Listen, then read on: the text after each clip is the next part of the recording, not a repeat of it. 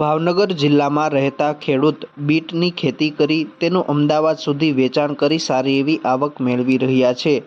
હાલના સમયમાં ખેડૂતો પ્રાકૃતિક ખેતી અપનાવી રહ્યા છે। પ્રાકૃતિક ખેતીમાં તૈયાર થતા શાકભાજી, ફળપાક સહિતની દિવસે ને દિવસે માંગ પણ વધી રહી છે।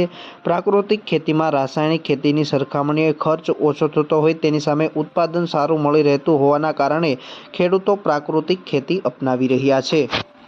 મારું નામ સોલંકી પોપટભાઈ લગરાભાઈ, ગામ કરેડા, તાલુકો ઘોઘા, જિલ્લો ભાવનગર। મેં 7 પાસ કરેલું છે અને 2016 થી લગભગ 7 વર્ષ થઈ ગયા છે અમારે પ્રાકૃતિક ખેતીને। આ બીટ છે ને એ અમે લગભગ 4 વર્ષથી કરીએ છીએ અને આનું વેચાણ અમે અમદાવાદમાં કરીએ છીએ। અમને એક નંગના 5 રૂપિયા આપે છે, એટલે 1 વીઘાના બીટ કરીએ ને એમ એટલે લગભગ અમારે 1.5 લાખનું વેચાણ બીટમાંથી થાય છે। આ બીટનું હોય તો એવું કે ભાઈ આ આરોગ્ય માટે સારું અને બીજા નંબરમાં આપણને ઉત્પાદન આમાં સારું મળી જાય, ઓછા ખર્ચે ઉત્પાદન સારું મળી જાય અને આ 60 દિવસનો પાક છે, 60 દિવસમાં કમ્પ્લીટ થઈ જાય।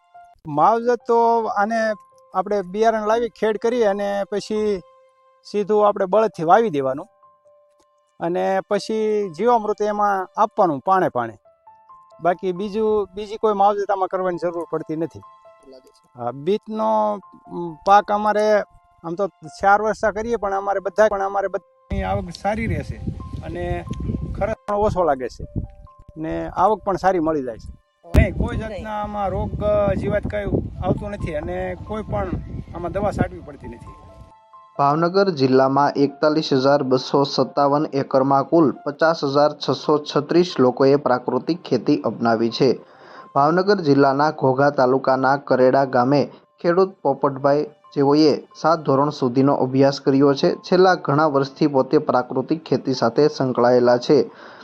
ખેડૂત છેલ્લા 4 વર્ષથી બીટનું વાવેતર કરી રહ્યા છે। ઉત્પાદન આવ્યા બાદ તેનું વેચાણ અમદાવાદ ખાતે કરવામાં આવે છે, જ્યાં તેઓને 1 નંગ બીટના ભાવ 5 રૂપિયા મળી રહે છે। પોતે 1 વીઘામાં આ વાવેતર કરે છે અને જેમાંથી 1,50,000 રૂપિયા ઉપરાંતનું ઉત્પાદન મેળવી રહ્યા છે।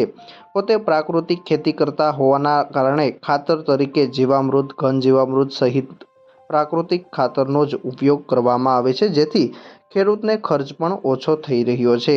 ખાસ કરીને બીટનો પાક જે ટૂંકા ગાળાનો પાક છે તેને તૈયાર થતાં 60 દિવસ જેટલો સમય લાગે છે, જેથી ખેડૂતને પણ તેનો ફાયદો થતો હોય છે અને પ્રાકૃતિક ખેતી કરતા હોવાના કારણે આ ખેતીમાં ખર્ચ પણ ઓછો થાય છે અને તેની સામે સારું એવું ઉત્પાદન મળી રહે છે।